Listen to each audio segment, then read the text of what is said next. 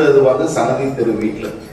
அதுக்கடுத்து சுதாமாங்கிற ஒரு வீட்டுக்கு வந்திருந்தாரு. அதுக்கடுத்து ஆசிரமத்துக்கும் வந்துட்டாரு.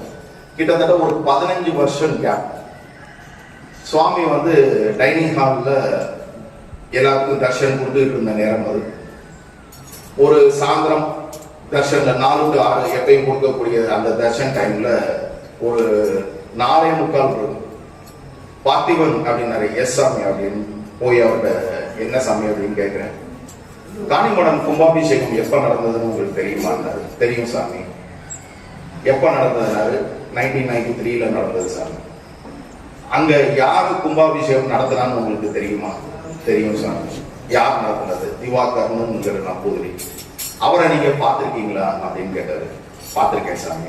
அவர் கூட உங்களுக்கு பேசி நல்ல பழக்கம் இருக்கா அப்படின்னாரு. இருக்கு சாமி. என்ன பழக்கம் இருக்கு அப்படின்னு கேட்டாரு. நாங்க ஏற்கனவே சண்டை போட்டிருக்கோம் சாமி அப்படின்னு.